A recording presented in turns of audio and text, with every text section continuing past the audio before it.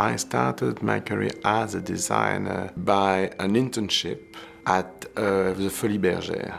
I wanted to work for showgirls. I wanted to do shoes for showgirls. So my first really approach to design was actually working for the Folies Bergère to look at the movement of women in shoes, going up and down, dancing, etc., has been important for my work. I just have to take a pencil and then I start drawing. So I may have an element of an object, or I may have a story in my head. It can be a button, for instance, that I found somewhere. Or it can also be a woman that I've been seeing and I thought, well, she represents that type of shoe, etc. You know? And then I'd try to reproduce that story through a shoe. The first really practice as a designer in a house was I started to work for Charles Jourdan for 1 year. One day, this guy arrives. He was a technician specialist in the heels. So he was modeling the heels. So he arrives and he puts on my table a pump and he says, look. I say, what? He said, look at the shoe. You know what? There is only one nail in that heel. So I look and I say, yeah, but it's still an ugly shoe. I thought it requires a lot of energy to be a good technician, but that's not my problem. I'd rather have all my energy concentrated on imagination than putting it at the service of the technique. So to me, technical things are at the service of imagination and not the opposite. I'm trying, first of all, when I'm designing a shoe, I'm trying to give sort of no limit in a way, and definitely not to shrink myself into the natural proportion of a sandal, of a peep toe, etc. Because otherwise you end up giving you so many barriers that, you know, so many blocks that you're blocking your imagination. I definitely feel a strong emotional connection to shoes that have been designed, and I have a type of love and hate relationship with some of them. Emotion is something that you're sharing with people, so that's why when you have an emotional link with your design, it's very nice that it's shared with a lot of people. Mon métier, disons, principal, c'est de dessiner les souliers, et ensuite de les réaliser. Donc le dessin, c'est le dessin, et puis la réalisation, ça passe par cette forme, justement, qui est la troisième dimension. J'ai toujours trouvé qu'un objet, on doit pouvoir tourner autour. On doit pouvoir décider, oui, ah oui, non, oui, il n'y a rien derrière, ou il y a quelque chose derrière. Donc l'objet d'un désir, c'est pas forcément l'objet qui est le désir, c'est une interprétation qu'on voit à travers un objet. Alors c'est pas forcément sur l'objet peut être juste le réceptacle d'un désir qui transforme l'objet ou qui transforme la personne qui touche cet objet ou qui est en contact avec cet objet. Et après, l'objet du désir, suivant chaque personne, il est complètement différent. Il n'y a pas forcément un objet du désir. Ça peut être une demande, ça peut être quelqu'un, ça peut être justement un objet physique. Et dans le travail des gens, il y a ce qu'on donne et ce que les gens reçoivent, et c'est pas forcément la même chose. Quand je dessine, ça dépend. De temps en temps, j'ai des choses en tête que je retranscris. Je me pose pas la question, j'ai pas une angoisse de la feuille blanche, etc. Parce que comme j'aime dessiner les souliers, j'aime les lignes, donc en fait, je fais juste des courbes. Et puis petit à petit, les choses se mettent à flotter peut-être, et à ce moment-là, je pars sur une idée. Juste des lignes, comme ça, juste des courbes, je vais les corriger. Et ça, c'est mon apprentissage de mon propre dessin à la base.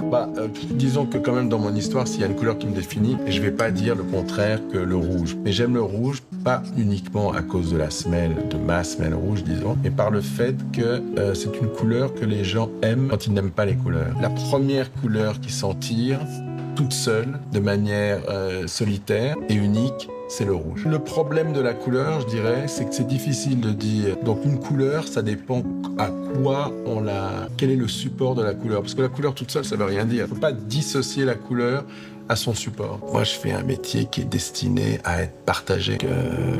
Donc ça fait toujours très très plaisir quand on fait quelque chose et qu'il est parti et qu'il justement il est partagé. Je trouve très rigolo de faire un truc et qu'ensuite les gens se l'adaptent et en font leur chose. Je suis pas du tout un collectionneur. Si on parlait de l'art, etc., je suis pas du tout un collectionneur, je suis plutôt ce que j'appellerais un amasseur. Amasser, ça veut dire j'amasse, j'accumule. Alors là, c'est un exemple. Donc c'est une chose que j'arrive pas à faire. J'ai le même rapport avec les objets. Moi, j'ai jamais rien vendu parce qu'elles sont à peu près toujours liées à des moments, à des souvenirs, à des gens. Mais enfin, à nouveau, c'est pas un jugement, juste que c'est pas du tout mon mode de fonctionnement. Have you always had a thing about feet? No. I never had anything about feet or for feet. Really, my thing was shoes. And my thing is still shoes. And my thing was girls. Feet, I'm not a foot fetish. I do not remember most people the first time I ever met them, but I do remember the first time I met you. Yeah. It was in my store, in Rue Jean-Jacques Rousseau, the first one, and I broke your credit card. Do you remember that? I have no memory about anything. So it was in '92. I just got the job at Vogue, so I must have been trying to dress like a Vogue editor. Exactly. You came, you were free. I don't remember the two others, but you came with two other girls, and you say, this is a love shop, because I had a pair of shoes which was a flat pair of shoes. That's why I'm talking about that, a flat pair of shoes. And so you came to buy it very nicely, so I was very happy. And you gave me your credit card, and we didn't have the machine like that, we had the sabot or something. The slider. I took the slider, and I saw your credit card bending and breaking, and I thought... Did I get the shoes in the end? You got the shoes, and you were very sweet and patient. You didn't say anything. I would have screamed. Just all of this to say that I'm doing flat shoes too. And people came for flat shoes as well. Your own first shoes, do you remember? That I would wear myself? I wish. But I do remember the first pair of shoes that I've seen, which was for me an important pair of shoes, because I thought that it was only a drawing. I had seen a drawing from the 50s, and this is when I was probably 10, 11 or something. In a museum, there was this sketch, and it was showing 1950s, which I didn't know at the time, but like a stiletto. And it was just a sketch of a 1950s stiletto, and it was crossed in red, like this. It was forbidden to that type of shoes, because it was a museum where the floor were parquet floors, so it would break the parquet floors. So you weren't allowed to wear stilettos? Exactly. And in Paris, every year, there is a thing called La Foire du Trône, which is like a type of Luna Park. So for 2 months, you have the Paris wheels, you have the rolling coat, etc. So I do remember, I was living nearby, so I would go every weekend, etc., with my family. And then I do remember one day arriving, and I saw that sketch in real on the leg of a woman. And I thought, wow, this is the drawings that I saw. On the leg? Well, she was on her feet. She was wearing the shoe. She was wearing exactly that type of shoe. But I didn't know that they were existing. This was in the 70s. So I looked at it and I thought, oh God, actually, so you can really transform a drawing to a reality. So I followed her. So this is really the first shoe that I do remember, following the shoe of that woman. A great, great memory. You recognize him. Is that in Paris? Yes. It's Avenue de Ménil, which is in the 12th arrondissement. I was living just behind me. You make a right, there's a street, and this is where we were living. And at the very end of the avenue was this Luna Park. That's so sweet. These are your parents, yeah. I think? Absolutely. They French? Yes, they're French. I have a mixed background, which is French and French. And, but before that, 4 generations before, on my father's side, I have Egyptian blood. I think I read that you left home at 12, basically.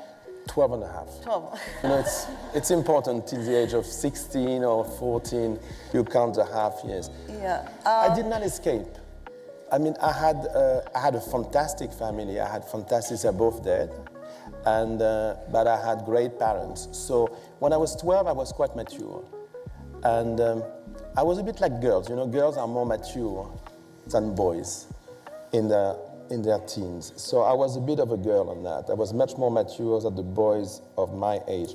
So really when I was 12, I was sort of I was able to live by myself or with people, and which I did. So I did not really escape, I sort of slept somewhere else for 1 day per week, and then after it was the weekend, and then after it was all over the week.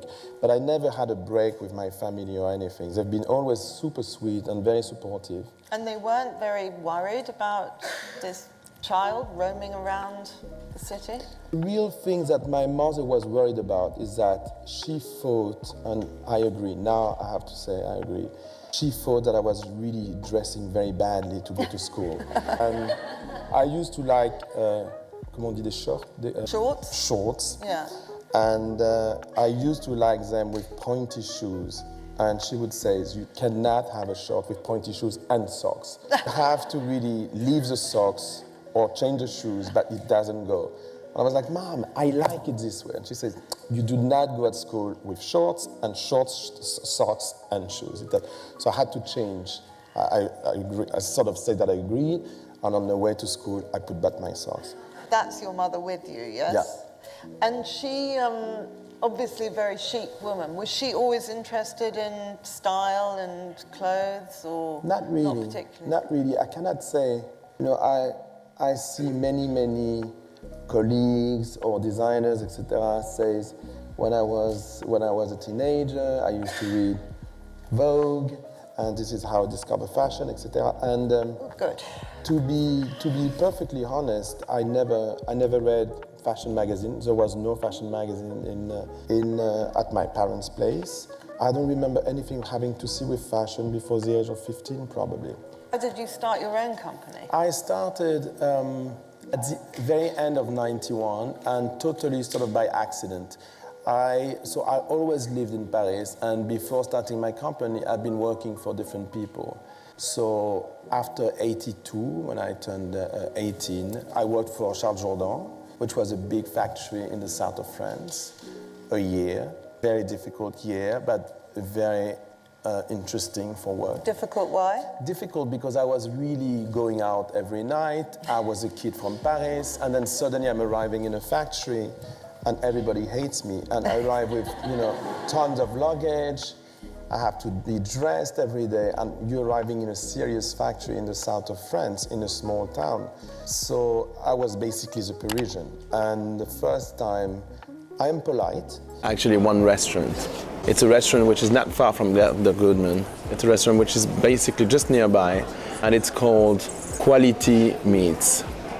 And it's a wonderful place, it's a tiny place, and to me it's very much of a New York moment that I always have. You go down, and then you have people tasting wine and eating really incredible meat. I'm a meat lover, so that's why I love this place. And meat in New York is actually really great. But they have, I remember going there with a friend of mine, and then he sent me a picture by email, and it say, it's not a guitar, and it was me facing that piece of meat, which actually really looked like a guitar, and only in New York you would see that. I would raid the closet of my friend Loulou La Falaise. She's been having 30 years of fashion history things, and so many colors and so many accessories, so many beautiful boots, but so many incredible outfits, clothing by Saint Laurent, and sometimes by other people, but her style being who she is, I would raid her closet, that's one. I'm afraid that to the question what I cannot live without, I'm going to give the answer that basically I would assume that 99% of people have been giving you. I would have a hard time to live without my iPhone. It's difficult because I feel that it's an addiction, and but it's definitely, I think it's the only addiction that I have, so I think I'm fine with it. It's been a unisex style. It's men and women in clogs, and I would be happy if it's never coming back. For one reason is that I love shoes, and but there is a thing that I love about shoes, it's the sound of shoes. And when I hear the sound of a stiletto, it's one sound. When I hear the sound of a mule, it's another sound. When I hear some boot sound, it's another thing. But hearing the sound of a clog is really not nice, not pretty. It's an ugly sound, and it makes an ugly, not only an ugly look, but the way people are walking. Only the desert you should be like, those type of camel type of walk. Only the desert you want to see clog, but otherwise you could completely forget about it. I was in Gstaad, Switzerland, and I had to ski. And I'm a very bad skier. It was basically the first time I was skiing for 15 years. And I thought that at least if I'm not skiing well, I should look good. And I had this incredibly puffy, bright red combinaison ski outfit. And the good thing about that is that I didn't look at myself in the mirror. But then when I arrived on the top of those hills, there was this restaurant with a sort of mirror, and I look at myself in that thing, and I said, not only I look terrible, but I'm going to fall in 20 seconds. And basically, I never thought that I could survive that. I was ready sort of to slope straight on the back of the mountain, to kill myself and forget about that thing. I really looked like, I don't know what I looked like, but I didn't, it just means that, you know, when you try something, you should always have a mirror. To be beautiful doesn't work, you know. Showgirls cannot suffer to be beautiful. A girl who is at high heels empower women in a way, but again, it depends on women. You know, some women with high heels, the rest of your body. My thing has always been women, shoes. Definitely, I'm very happy to be able to do what I always wanted to do and to have the time to do it better and to improve myself and still really being excited by my work and being excited by the way it goes. I'm going to tell you a secret. I've never bought anything on Net-a-Porter, and I feel terribly guilty about that. So I say hello to everyone in the studio, I introduce myself, and one of the guys with a big mustache, looking very rude, says, you know what, here we don't give a shit of Parisians. I thought, okay, that's not going to be nice. And in '91, I was trying to buy a piece of furniture, actually, in a gallery called Passage Vérododin in Paris. And I was going back and forth to try to buy a piece of André Arbus, a lamp, from these French designers from the 30s, 40s, etc. And the antique dealer wouldn't sell it to me, so I was always going back there. And then at one point he said, what about your shoes? He knew me from... I said, well, I stopped, I do ta-ta-ta. He said, why? I said, I just don't want to work for anyone. He said, why don't you do your own thing? I said, but how do you do that? You know, I don't even have a checkbook, barely. I don't have a driving license. I don't know to do anything. He said, well, you just take a place and that's it. He says, at the end of the gallery, there is a place which is a photographic gallery.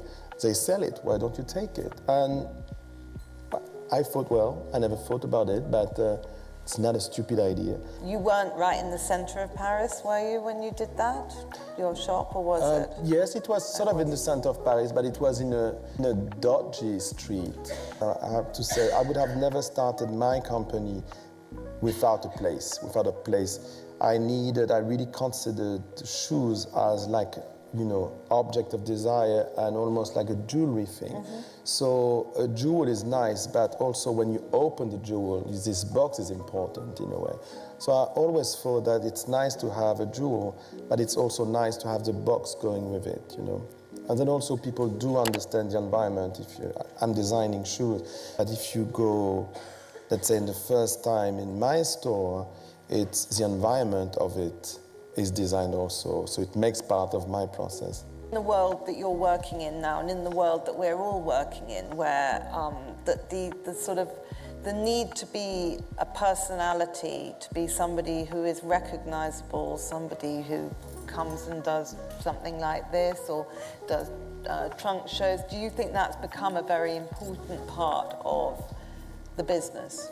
I like to travel, and I think that it's an important part of my business, to travel, to see things, to be influenced and inspired by places, but also to travel. I have now 107 shops around the world, and so I sort of have to also see some of the shops and know people working where I have those stores, etc. So to me, for instance, it's important. Some designers never go to their shops. They're not interested. And I respect that everybody's different, but they need to be on Instagram every 5 seconds. They need to be on the social network. Mm-hmm. I'm never on Instagram. First of all, it gives a bad thing to the phone, but also I'm not like this all the time. So yes, you know, you can say that a type of becoming personality or character can make part of the job, but again, it's depending on people. For me, I don't do that. I don't really have the time. I'm shy. You know, I've been taking one full lecture meal to be there today. No, I lie. It's too early. But it takes me a lot of energy to actually speak in front of people, etc. Okay, but this I can do. I think that everybody has to have to go through their own passion and their own experience, and it can be driven in a lot of different ways. So the only thing that I can say is that I have to say, for instance, to young students coming to serious fashion, is that you just really have to follow through your passion. And it's difficult to give you a recipe that you should follow, because everybody should actually do their own recipe. And also I was always hearing you should never sleep where you in your office, or you should never sleep where you work. I've been sleeping in my office for 7 years. I didn't have an apartment, and I slept 7 years in my office. There was not a shower, so it was not great. But I don't regret it. And I have a shower now, and I have an apartment. But I wouldn't say, oh God, it was awful to be sleeping in my office. I learned a lot. I was the first one in the office. So also it sort of shows, definitely, it also shows to people that you're working and that you care what you're doing. So it sets a tone in a way. But again, I would not say if anyone wants to start a company, you don't have to sleep in your office. Do you still have this? Yes. So this is Egypt, yes? It's my house in Luxor on the West Bank, yes, in Egypt. The thing is that when I'm designing, I should say I'm a little bit spoiled on that. And so I have my way to design. I isolate myself and for 2 weeks. And I always go to a place that I know, because as I'm pretty curious. If I go to a place where I've never been, I end up always wanting to visit. So Egypt to me is a type of homeland. So I go there and I draw the collection, the summer collection, because it's hot, so I feel hot. So the design are going to be hot and light. I draw, I sleep on it, I wake up and I redraw and I re-sleep on it and I looked at the design, etc. So you need to have really time without. I need to have time without phone, without people. We have to think to anything else but really designing. It's important, even to the place where you sleep, you wake up, you're already in the process. Just the same way when I'm in Italy in the factory, I sleep in the factory. On the roof of the factory, I built a little apartment, so I sleep in the factory. So I'm bathing myself, you would say. When you go in the water, bathing myself completely. I think I must put a mattress on the floor in my office and might get more done. Thank you so much. Thank you for making the effort and taking the time. For men, it's a bit of a mystery, the shoe and why. Don't scoff, it's true. We sometimes have... He's right.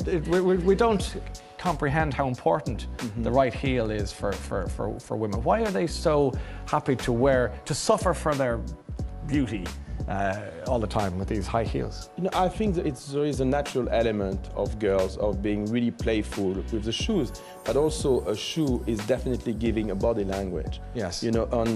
For instance, when I started my company, I immediately had my shop and I was selling in my shop. I was always amused, but I knew it by my sisters again, that when a girl tries on a shoe, once she tries it on, she doesn't look at the shoe. She stands up and she looks at herself. She looks at her body, she looks at her legs, and if she's pleased with that, then she considers the shoe.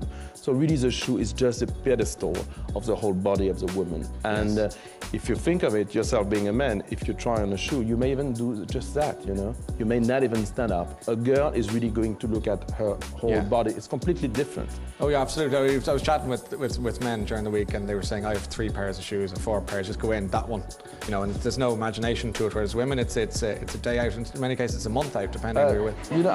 I always remember that for 2 years I've been selling in my shop in Paris, the first shop, and it's so funny because I had so many women coming and saying, you don't understand, I am the Imelda Marcos of so many pairs of shoes. I am the Imelda Marcos of the West Coast, etc. And if you think about it, Imelda Marcos is the wife of a dictator who's been away, but she still remains as a huge icon. But she remains as an icon because of her shoes, you know, because of her 6,000 pairs of shoes. Have you managed to crack the puzzle that is why men are attracted to women in high heels? Why did men love them as well? Well, it changed completely the body. It gives definitely also confidence. Yes. But on a very simple point of view, you know, it raises the woman. So the gravity center, this is very technical. The gravity center goes in the front, so it sort of projects the breast in the front and the ass on the back. So it reshapes completely the person. That is a perfect explanation of why.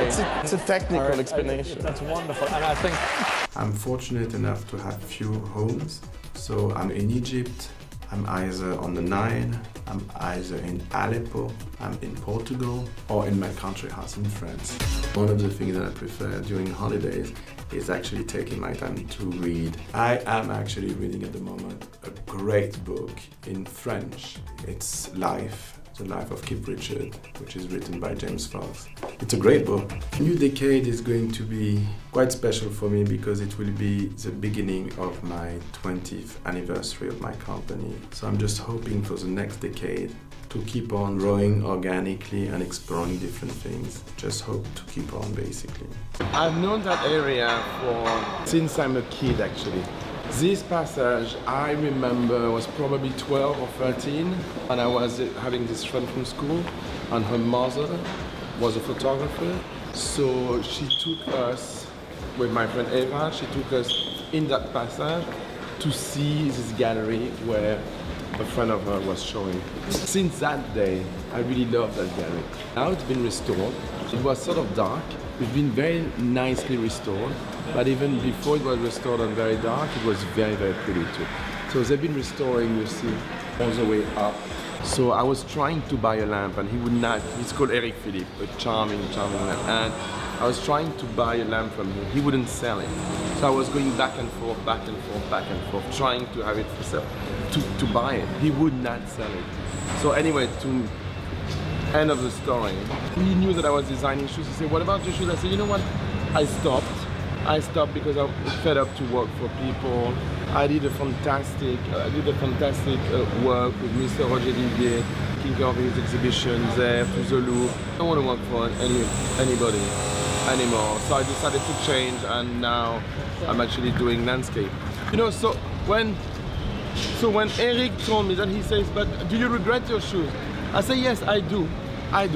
He says, "So why don't you do it yourself? Get everything." So he pointed me at that gallery. I first opened the store. I started the company at the end, in mid-November '91, and I opened the shop at the same time. So for all of '92 and a part of '93, I was selling in the store.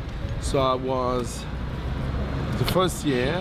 So we opened the 21st November '91. So the first year there was me, there was Laetitia, myself, and a girl called Sarah. So we started, the three of us. So I was actually between the shop and first the south of France where I was doing the fabrication, and then after I moved the fabrication in Italy. So I was between Italy and the shop there. First of all, when you sell in a store and nobody knows that you're the designer, you have immediate feedback about what is happening, what people like, why they like, how do they feel in the thing. And also I was observing the whole attitude of a woman, which I knew, but the whole attitude of women when they try on shoes. So when a woman tries on a pair of shoes, she puts a pair of shoes, then she goes straight to the mirror, and then she looks at herself. She's going to look like that, like that, turn her back, and then, showing her silhouette, looking at her silhouette, and actually, if she likes the way she looks, she's going to, at that moment, look at the shoe, but probably not before. So I've been understanding, which I sort of knew, because I already had worked with shoes, but I've been definitely completing my exam on the fact that it's all about posture and silhouette. Let your imagination at the command and let it flow. That's the best thing. Your life is going to bring you in corners you're not expecting right now. Just let it happen to you. Don't fix yourself in a target. Don't think, okay, in 5 years I should be there, in 10 years I should have done that. I should have achieved this after 15 years. It doesn't matter, you know, what is nice is what you do, what your experience, where your experience is going to bring you, and how much fun you're going to have. Instead of thinking, you know, I have to do that. Don't be rigid with yourself. You will be the first one to be broken by that. Just take it. But it was very, very exciting. The problem that I had is that I had to give, you know, you have to have some permission, etc. And so till the last minute, it's been a bit of a frenzy because I had my Vespa, I took my Vespa, I had to deliver that paper, I don't remember the paper. And then I crossed the red with my Vespa. Instead of doing this and that, I just crossed. So I did something that you shouldn't do, and bing, I was stopped by police and they arrested me. And they said, you know, you did this. And I said, yeah. You know, I'm such in a rush, I have to go to that lawyer to drop that thing. It was like, you know, that's not a reason enough. So I stayed like, literally, I had a cocktail with friends around 6 o'clock. I left the police station at like 5:30. So I was on the state of panic. I started to cry, saying, please, you know, I have this thing. And they were like, you know, who cares? I said, I do care, you know, if you don't let me believe me, I do care. And so it was really super friendly, but nice, very, very nice. Okay, je te vois tout à l'heure alors. Ciao, bisous, ciao. I was talking to this friend of mine who's actually living there. So he has this gallery I was telling you about, Galerie du Passage. So he has the nicest walk in Paris from his home to his bureau gallery. I just called Pierre to see if they were there, but he says, no, we just moved because it's in the middle of the full-on restoration. So that's a very nice gallery. You know, basically the center of Paris was designed in the 19th century when they started to really redesign a part, you know, before Haussmann and during Haussmann. The idea is that if ever there was bad weather or problems, etc., you could literally cross all of the center of Paris with gallery. So you would be covered all the time. So you see, we left the Palais Royal, we left the Véro d'Auda, so we just crossed a little street, and then we arrived to Palais Royal where you have all these arcades, and then from there we arrived in here. So basically, if it was raining today, we would not even need an umbrella. I mean, yeah, a little bit sometimes for like one little street, but you wouldn't be soaking wet. I think we say that in English. Us, Parisians, we definitely know that we live in the most beautiful city. If someone from London is coming and saying, I'm sorry, you know, I live in the most beautiful city. First it's not going to happen. But if it was going to happen, I would laugh. After laughing, I could really fight. That's not good, you know. I wouldn't let this possible. But if someone from Rome is telling me, dai, sì, Parigi è bello, ma infatti io sono da Roma, e Roma is even more beautiful, I would not fight because as a lover of my city, I perfectly understand that you could be in love of Rome the same way as Parisian. And that's why actually there is definitely, I've been buying great things in that place. I bought 2 euros. It's a bit of our burden too because you know, sometimes people consider Parisians are very rude or a bit pretentious. And okay, I'll have to make my apologize about that. Look at that door. I don't know how you can get in. Oh, never mind. Beautiful day, it's nice. I work in here. Thanks, Louboutin. So we're arriving to this very, very small flea market, which is during the week instead of the regular flea markets, which are during the weekend. It's nice on my way. When I'm dropping my kids, I go this way. You know, you don't have one skin tone. You have so many skin tones. I started by 5 skin tones, now 7, going on 9. But, you know, I saw that people love what you call nude. What is nude basically is really, for a pair of shoes, it's basically having a pair of shoes which disappears on your skin. So if you look from far, you just see the length, you know. Nude is not one color, it's a spectrum of color, going to a very fair complexion to a dark complexion. So, you know, you can say, I'm doing nude shoes and you do beige shoes. You say, I'm doing beige shoes. But if you do nude shoes, dedicated to be close to the skin of women, you have to work with the skin complexion of women. And beige, you know, this beige is just a complexion for few people. So I don't think it's inclusive or anything, I just think it's very normal. And that's the minimum that one can do. Again, you know, it's a collaboration. I would say that collaboration starts with two people. So, you know, sometimes I'm doing shoes for designers, for catwalks, etc. And that's one thing, one sort of collaboration. Another sort of collaboration is having a client who's got specific requests. And it's very nice. It also works for me as a laboratory.